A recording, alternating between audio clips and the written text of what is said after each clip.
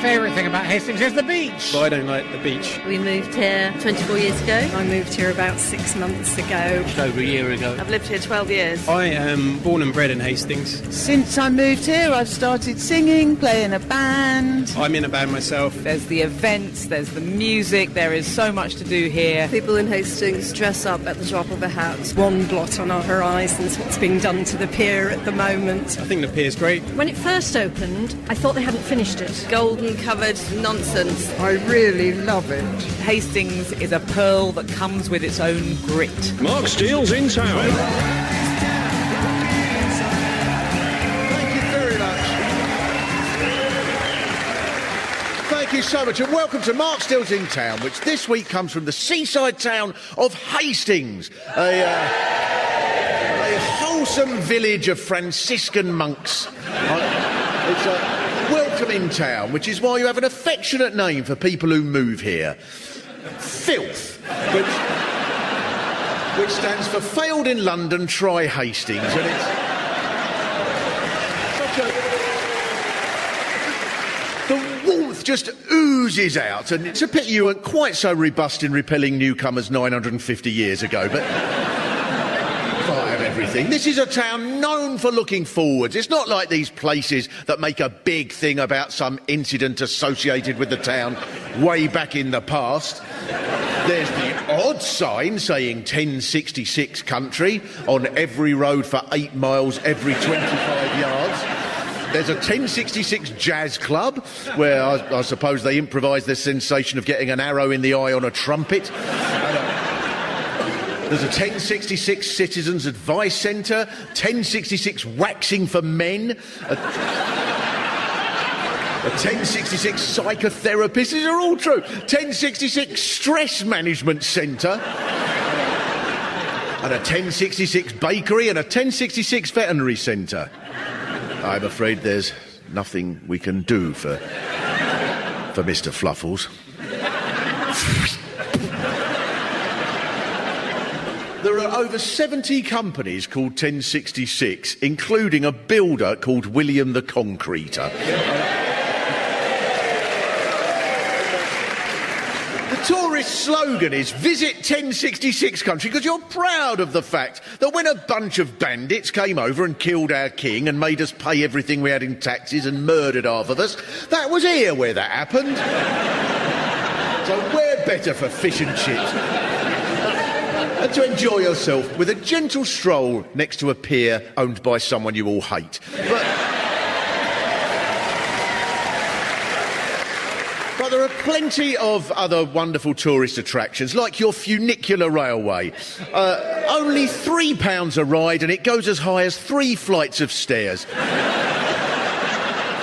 And the tourist website says it's the steepest railway in the country. Well, of course it is, because it's a lift. But you should be proud, Hastings, that so many people come here to live or visit for a day, attracted by the glorious views as they walk past the pier. As long as they're looking out to sea, obviously. But lots of artists and people who like the Hastings vibe do move down here, because it's so much cheaper than Brighton, than the... Of course, it's actually St Leonard's where we bought our flat. I keep telling the locals here that St Leonard's and Hastings are the same place, and they play this game where they glare at you. It's so gangster. The marvellous thing is, though, that the people who moved down here and the people who are already here all seem to agree on the fundamental issue that you should have a drink. And... Someone told me every week we have a parade of some sort, as we love dressing up and getting drunk. So there's Pirates Day. There's Pirates Day, and there's Jack in the Green Day, and Hastings Bonfire Society, and there's Hastings Pride and Fat Tuesday, which is Pancake Day, except it goes on for 5 days full of music and drinking, and nobody bothers with pancakes. And the first 2 residents I spoke to about Hastings gave me a little list of notes of things that they felt were important about the town, and both of them put on their list Hastings is 3rd in the table of heroin consumption across Britain. That's what every every town needs local achievement.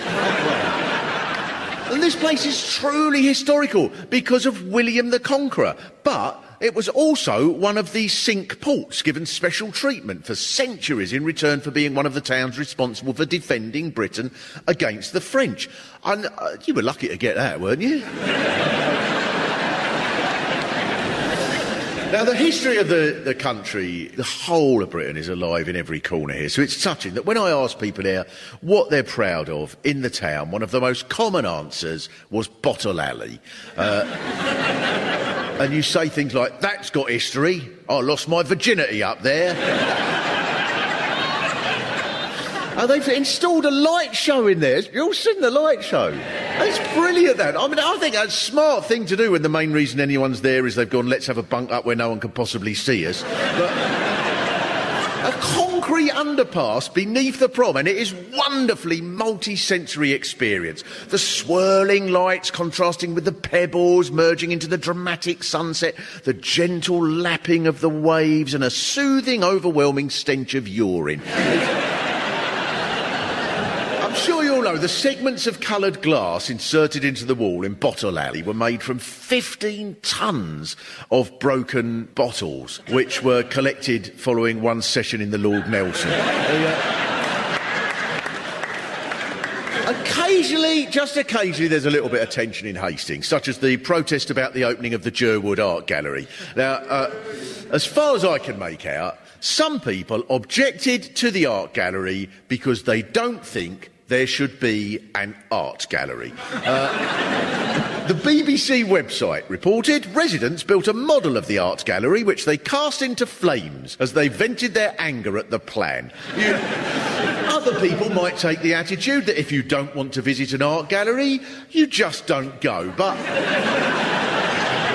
that's too soft, Hastings. You want to make sure there aren't any art galleries. Otherwise, kids will have to walk up that road, straight past paintings of fruit, and that's not on. It wasn't the only complaint. The website also says locals are unhappy that the building replaced a coach park. I suppose you all went, that's got sentimental value, that coach park. My granddad used to go dogging in there. And then there are lots of different bits of Hastings. The unaware may wander casually up past the pier, enjoying the last of their chips that the seagulls haven't swiped, and think, Hastings. But they're mistaken, because they're no longer in Hastings. They've crossed the border into St Leonard's. And they'll say, I think you'll find we do things different round here. And then there's a third bit called the Old Town. And this is the part with the magnificent shops and cafes and galleries, usually all in the same room. There's the most confusing place. There's a Thai restaurant in a bookshop. There's a couple of shops that sell essentials such as the cigar shop, but then most of them make no sense at all. They'll just, like, in the window have a sheepskin jacket, an ant encased in perspex and a jar of pickled pears. But there is a Hastings mentality that once you're here, you don't really like to go anywhere again, really. Someone told me that their friend was offered a job in Bexhill and they said, oh no, I'm not going to commute. 4 miles away. Like going on safari. This is an account I read of a visit in a book called Stories of St Leonard's. My stepbrother made a face and said, so this is Hastings. I rolled my eyes and said, no, that side is Hastings, this is St Leonard's. We've got to be on this side because the light's all wrong the other side. That is a magnificent rivalry when you believe the other place, which is the same as your place, has worse light than you. It's a fact, once you pass the pier, everything's dark purple. The author of that book, Stories from St Leonard's, said the new Asda was opened and they called it their Hastings store. So the residents gave them a round telling off until they changed their name on their sign to the St Leonard's store. Anyway, there'd be no point in having an Asda in Hastings. You wouldn't be able to see the vegetables because the light's too murky. St Leonard's had its own pier until it burnt down in 1917, so on that issue, St Leonard's was ahead of Hastings, who didn't copy the idea of burning their pier down until many years later. Now, most historians think that William the Conqueror's fleet landed at Pevensey Bay, down west a little bit, and then walked to here. And it had to be that way round, because if the English troops had had to go from here to Pevensey Bay for the battle, they'd have gone, oh no, we're not going to commute. And this is one of the brilliant features of the Battle of Hastings. It wasn't in Hastings. It was probably fought about 6 miles up the road in a place that was so determined to be known as the place where the English suffered their most massive ever defeat that they called it Battle. And what you learn if you read about the Battle of Hastings is we know hardly anything about the Battle of Hastings. We don't know where it happened. We have no idea how many fought on each side. Some say the Saxons had 5,000, some say 15,000, some say Harold was on top of a ridge, others say he can't have been near a ridge. It was assumed he was killed with an arrow in the eye, but now most historians believe that that was a syringe. I never realised this, but by far the most important source for what we know about the Battle of Hastings is the embroidery known as the Bayeux Tapestry. I didn't know this. One book I read has a bit arguing with another historian going, one can't take seriously statistics on ship capacity as deduced from the Bayeux Tapestry. Well, of course you can't. You can't base your view of history literally on what somebody embroidered years later, unless they're right and the Battle of Hastings was fought between 17 people on each side and everyone was front on and looked about 12 and the fighting all took place on some cloth. After the battle, Harold's mistress, Edith the Swan-Necked, had to identify his body because, according to a BBC documentary, Harold's body was so mutilated it was recognised by certain secret marks known only to her. That one, she said, is from a night up Bottle Alley.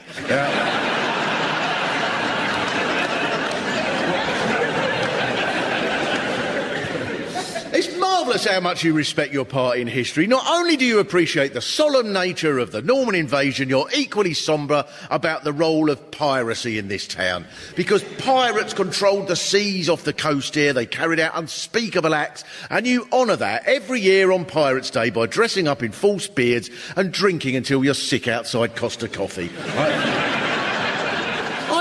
It's brilliant, isn't it? It was so Hastings. This is true. The first pirate I saw was dressed head to toe as a pirate and carrying a cutlass, and he was riding a mobility scooter.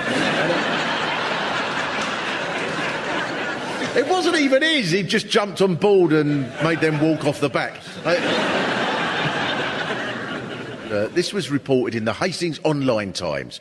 A proposal to rebrand street drinkers in Hastings and St Leonard's as pirates has been put forward as part of the town's bid to become the UK's City of Culture.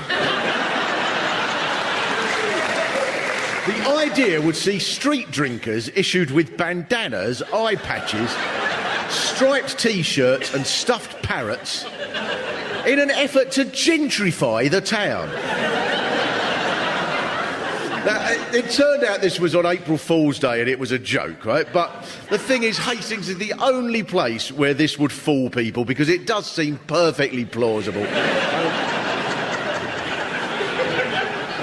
But Pirates' Day isn't just about debauchery, it's also the way you became a world record holder. Because you beat the world record for the most people dressed as pirates in one place, previously held by Penzance, who felt that the record was rightfully theirs because of the Gilbert and Sullivan opera Pirates of Penzance. But you got 14,230 pirates together, so then Penzance tried to win the record back.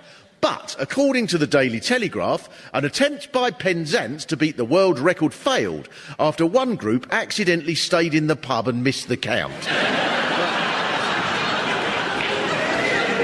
But surely some of your lot did that as well. Did you? Now, I I think you should rub it into Penzance now by demanding that the Pirates of Penzance is renamed the Pirates of Hastings. Starting with this verse. Our seaside town's a spectacle and fit to keep a pharaoh in. Our railway line is vertical, we're third at taking heroin. The common folk of Hastings with St Leonard's somewhat fancy ones, dressed up to give a pasting to defeat those damn Penzantians. You love dressing up here. There's something brilliant about it. There's a festival here called Jack in the Green. A charming tradition in which local people give thanks to the changing of the seasons by dressing in green. Because apparently the Jack in the Green is a box covered in leaves. Someone climbs in and dances through the streets. One of those ancient customs that feels lost in the mist of time.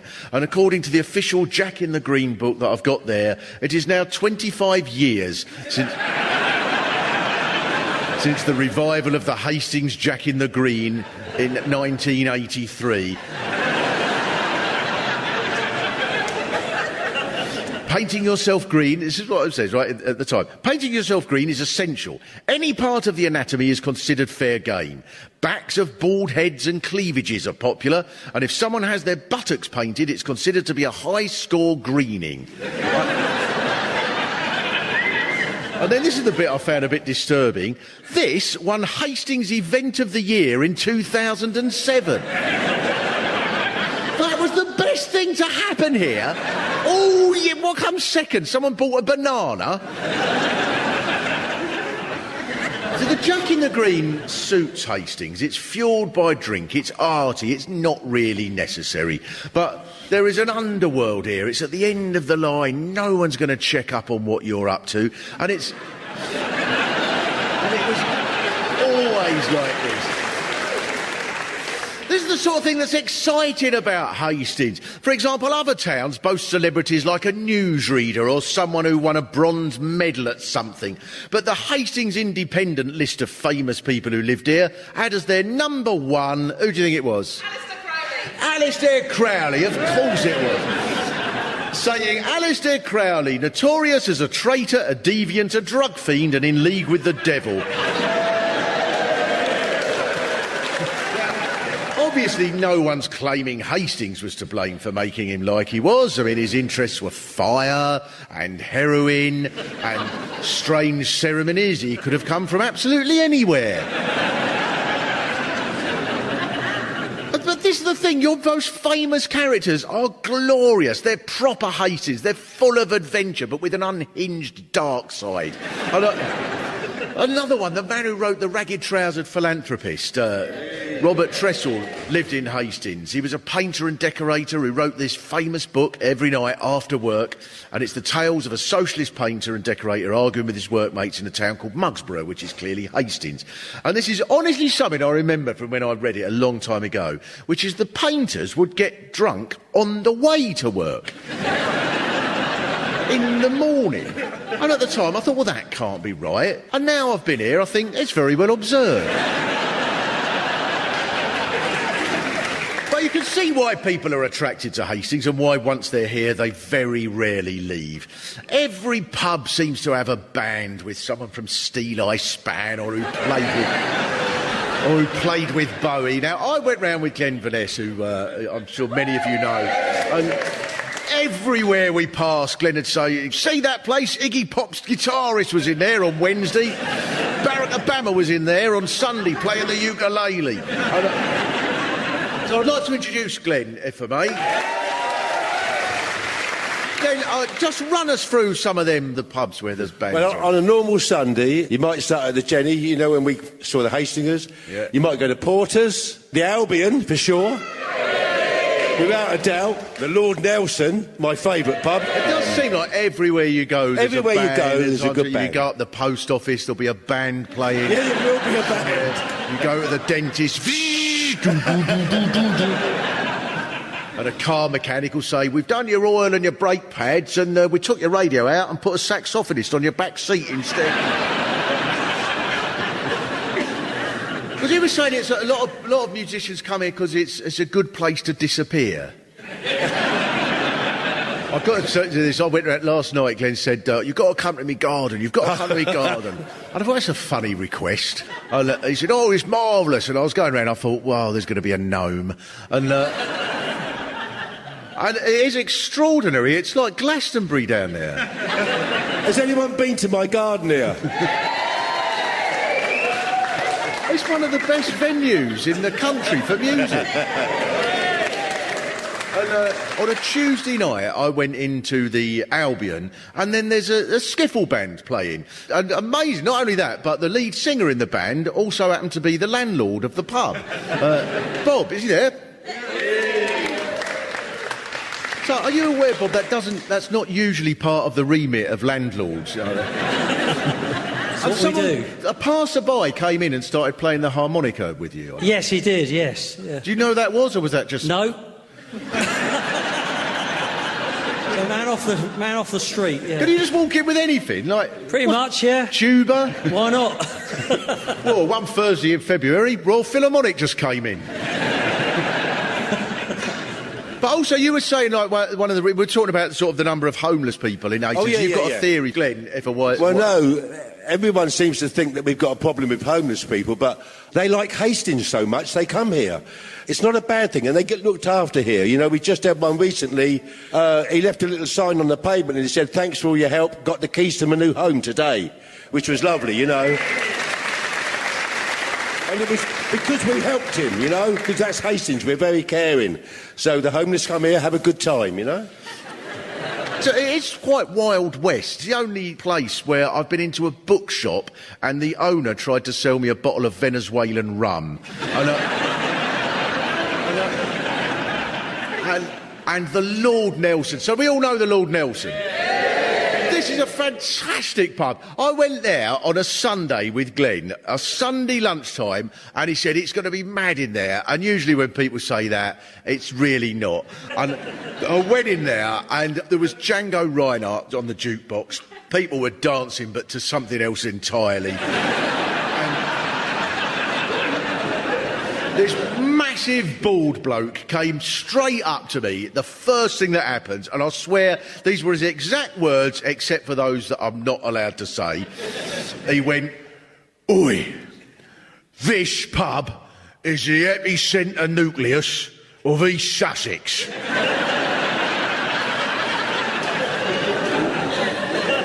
And I thought, OK, and even then I could not have predicted the next sentence.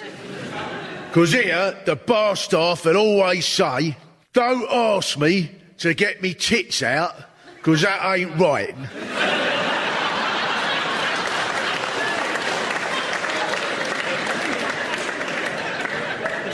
A feminist slogan for our times, I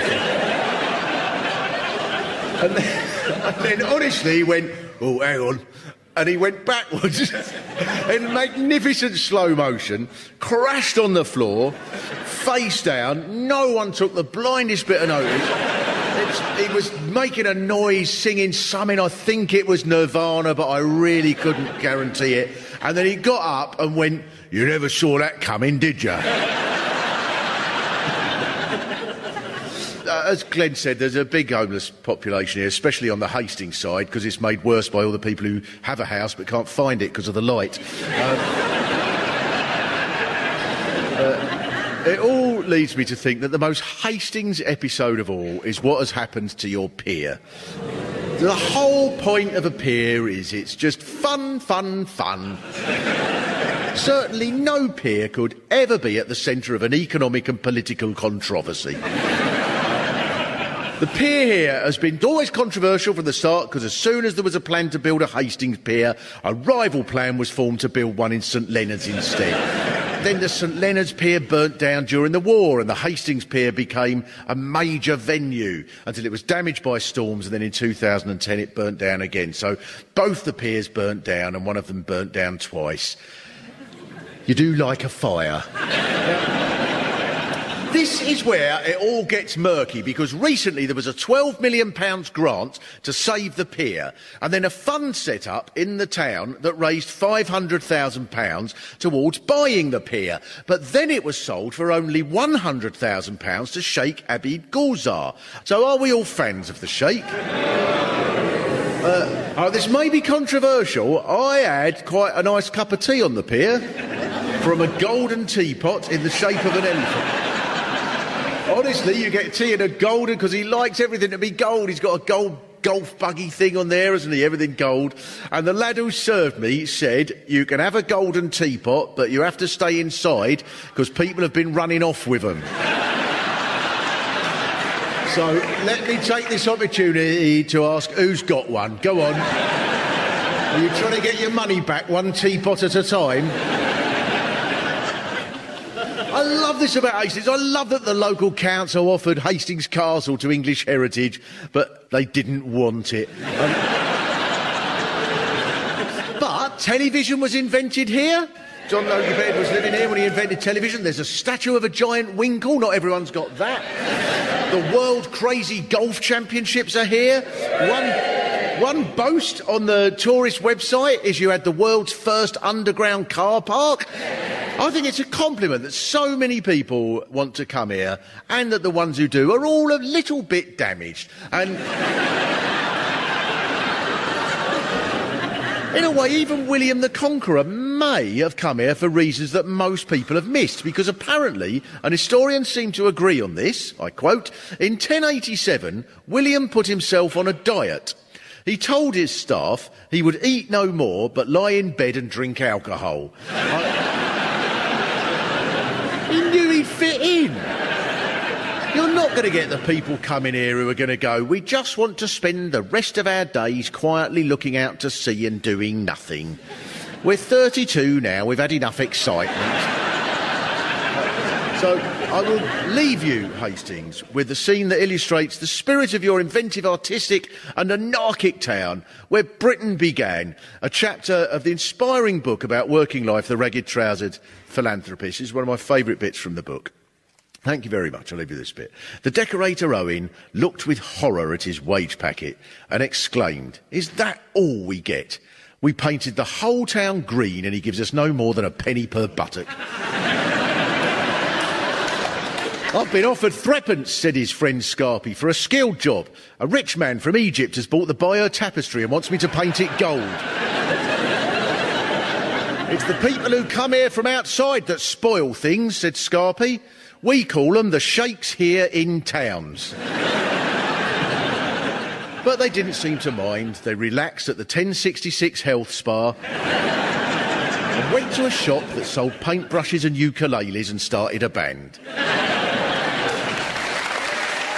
Mark Steele's In Town was written and performed by Mark Steele, with additional material by Pete Sinclair. It was produced in Hastings by Carl Cooper, and it was a BBC Studios production.